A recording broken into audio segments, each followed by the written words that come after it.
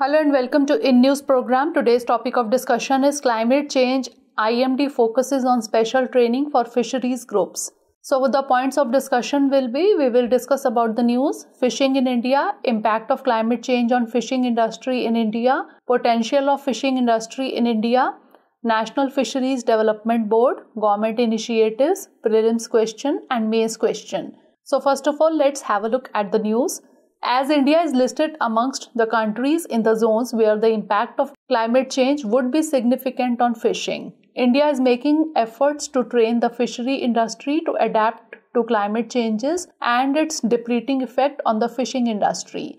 IMD's Agri-Met department is taking the lead in the city of Pune. Now let's discuss about fishing in India. The fisheries sector has been recognized as a powerful income and employment generator as it stimulates growth of a number of subsidiary industries and is a source of cheap and nutritious food. At the same time, it is an instrument of the livelihood for a large section of economically backward population of the country. India is the third largest fish producing country in the world, accounting for 8% of the global production and contributing about 1.1% to the country's GVA and over 6.72% to the agricultural GVA, and the fourth largest exporter of fish and fisheries products, taking brand India from local to global. In terms of employment, the sector supports the livelihood of over 28 million people in India, especially the marginalized and vulnerable communities. India recorded highest export of 1.36 MMT worth $7.76 billion in financial year 2021-22. Now, impact of climate change on fishing industry in India. Inland aquatic fisheries form an important source of livelihood for a significant proportion of population in India. Climate change is projected to have a huge impact on inland aquatic ecosystems and the fisheries sector in India. A recent conference conducted by the World Meteorological Organization has suggested promotion of weather and climate information in countries like India. This has been suggested as WMO paints a bleak picture of the fishing industry owing to climate change.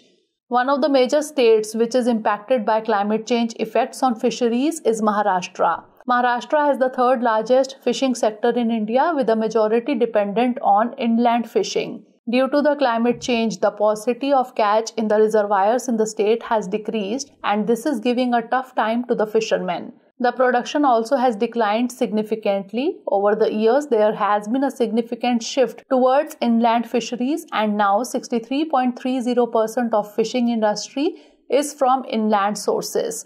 Even the inland fishing industry is not immune from the impact of climate change. Any increase in temperature or change in oxygen level will have a negative impact on shoal of fishes.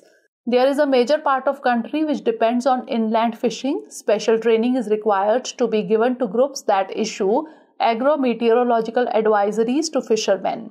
Other than weather details, they will also be trained to give advisories like use of adaptive measures in case of scenarios like increase in temperature, decrease in dissolved oxygen levels, etc. Potential of fishing industry in India. The investment of rupees 3,000 crore in the Blue Revolution is being supplemented through the rupees 7,523 crore Fisheries and Aquaculture Infrastructure Development Fund. This will meet the capital investment requirement of this sector. The productivity of freshwater fish farms has been increased.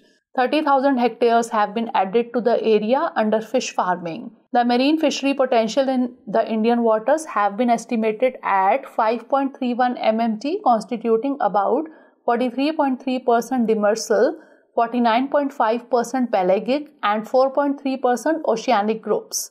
Now let's discuss about National Fisheries Development Board. The National Fisheries Development Board, or NFDB, was established in 2006 as an autonomous organization under the administrative control of the Department of Fisheries, Ministry of Fisheries, Animal Husbandry and Dairying, Government of India.